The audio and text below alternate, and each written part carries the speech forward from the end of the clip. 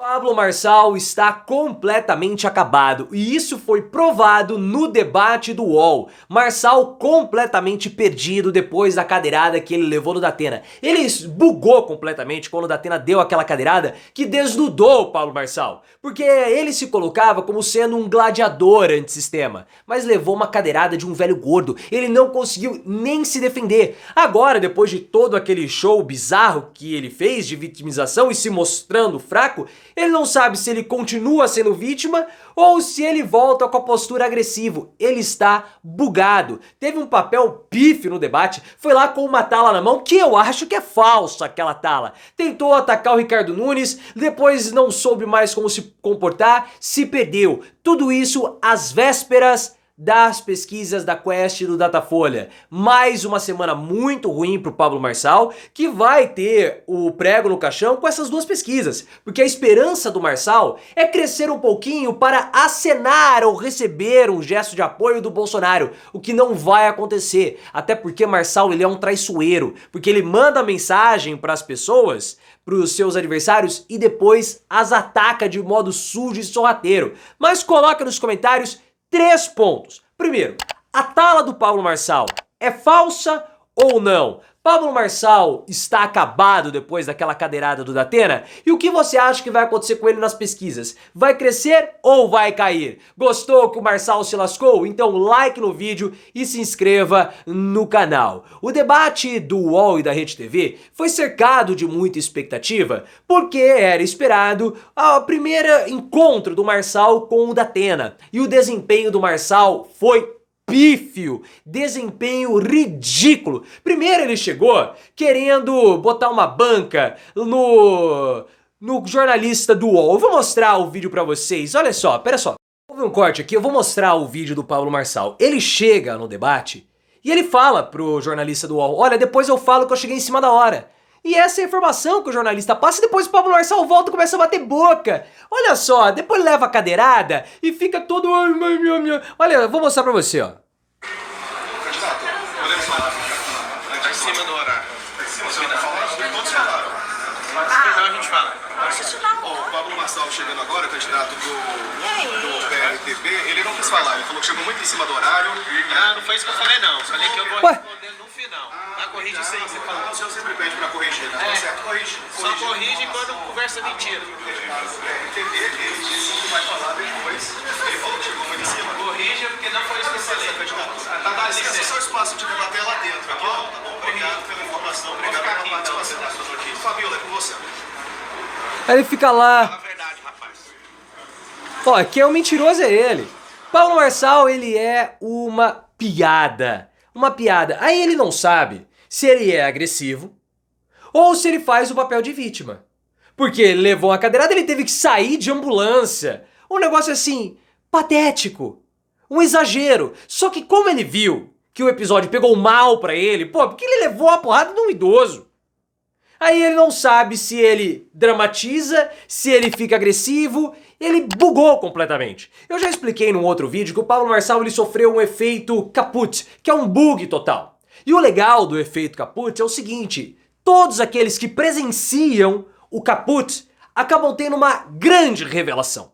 Uma grande revelação, é como se houvesse a abertura à verdade e foi isso que aconteceu. O Pablo Marçal se coloca como gladiador antissistema, se coloca como machão, como poderoso, mas leva porrada de idoso. Que vergonha! E isso acaba afetando até mesmo os potenciais votantes do Pablo Marçal. Porque não, para essas pessoas não adianta falar que o Marçal tem relação com o PCC, com o crime organizado, isso não cola. Porque na cabeça deles, é mentira. Isso aí é uma farsa, não tem nada a ver.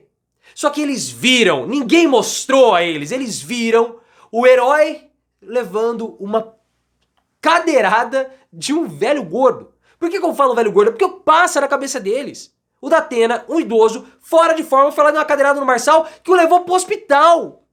O cara ficou chorando, me engano, com máscara de oxigênio. Nós vimos os vídeos, o exagero do Pablo Marçal, sem saber o que fazer. Não, o vídeo dele na ambulância precisa ser visto e revisto. Olhem só. Olha ele na ambulância. Coisa mais sem sentido. Ele deitado lá dentro. Todo mundo viu isso. Pra quê? fez esse show e se perdeu. Não sabe mais como se portar.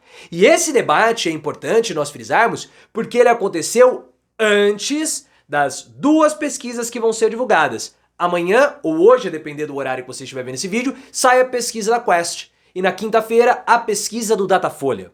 Essas duas pesquisas vão mensurar o impacto da cadeirada do Datena. Esse debate do UOL não vai acabar sendo computado de modo assim mais determinante nas duas pesquisas, na Quest e no Datafolha. Mas o resultado tende a ser negativo para o Marçal. Porque até o momento dessa semana não houve nenhum tipo de reviravolta na candidatura do Marçal para reverter as duas últimas semanas que foram péssimas para ele. Então as pesquisas tendem a mostrar ou uma estagnação ou até mesmo uma queda do Pablo Marçal. Nesse momento, a candidatura do Pablo Marçal está completamente dependendo de uma sinalização do Bolsonaro.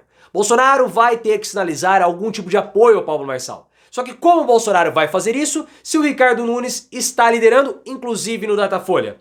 Não vai. Para o Bolsonaro assinar para o Marçal precisaria ter um desempenho muito, mas muito superior no Datafolha do que o Ricardo Nunes e o Guilherme Boulos. Só que as duas últimas semanas do Marçal não indicam que ele vai ter uma melhora nas intenções de votos, porque ele como candidato se esgotou. E se ele não tiver um aceno do Bolsonaro agora, faltando 3 semanas para o primeiro turno, não adianta ter mais.